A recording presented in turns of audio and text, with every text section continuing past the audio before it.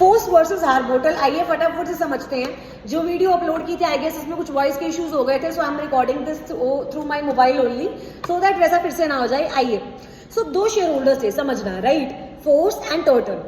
उन्होंने क्या किया, being the minority share holders, उन्होंने मेजॉरिटी के खिलाफ कंप्लेंट फाइल करी कि जो मेजॉरिटी कंपनी के लिए डिसीजंस ले रही है ना, उसकी वजह से कंपनी को लॉस हो रहा है।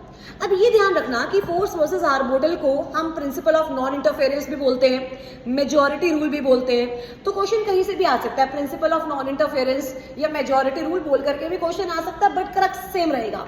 दो माइनॉरिटी शेयर होल्डर्स ने मेजॉरिटी के खिलाफ कंप्लेंट फाइल करी कि जो मेजॉरिटी है उसके डिसीजंस की वजह से कंपनी को लॉस हो रहा है। जब ये केस कोर्ट में गया तो कोर्ट ने बोला, माइनॉरिटी सुनो ध्यान से, कंपनी के डिसीजंस मेजॉरिटी के हाथ में होते हैं, और अगर मेजॉरिटी की वजह से कंपनी को लॉस हो रहा है तो कंपनी खुद कंप्लेंट फाइल करेगी।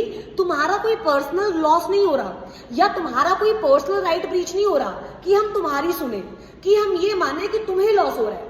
तो इस केस में क्या हुआ मेरे बच्चे, माइनॉरिटी की बात को नहीं माना गया। मतलब इस केस में principle of separate legal entity को फिर से एस्टैब्लिश कर दिया गया, क्योंकि इस केस में कोर्ट ने ये बोला कि अगर हम आज एक माइनॉरिटी की बात सुनेंगे तो कर 10 माइनॉरिटी खत्म हो जाएंगी, मतलब खड़ी हो जाएंगी लेकर कंप्लेंट्स। क्यों? क्योंकि माइनॉरिटी का तो मतलब ही यही है भाई, जो मेजॉरिटी से एग्री नहीं करती।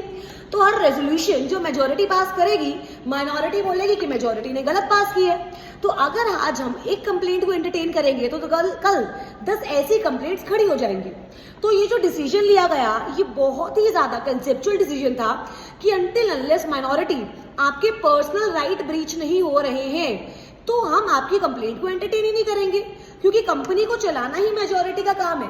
और अगर मेजॉरिटी ने डिसीजन लिया है, वो डिसीजन कंपनी के अगेंस्ट है, तो company is the one, being a separate legal entity, company is the one who should file complaint, not the minority. तो मैम सवाल आता है कि क्या माइनॉरिटी कभी भी कंप्लेंट फाइल नहीं कर पाएगी? There are some exceptions to Foss versus हार्बोटल।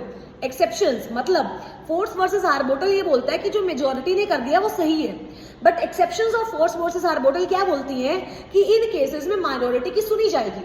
The first is operation and mismanagement, 241 से लेकर 245, the whole concept of operation and mismanagement, कि अगर माइनॉरिटी को लगता है कि उनका साथ ऑपरेशन हो रहा है, उनके साथ मिसमैनेजमेंट हो रही है, तो they can file complaint against majority.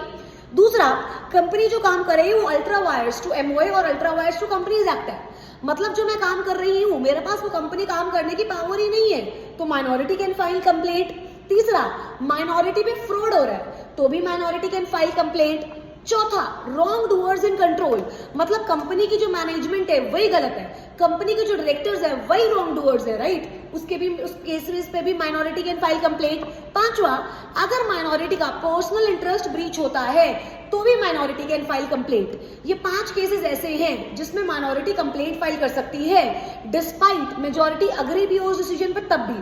वो 5 केस कौन कौन से, फटाफट से रिवाइज करते हैं।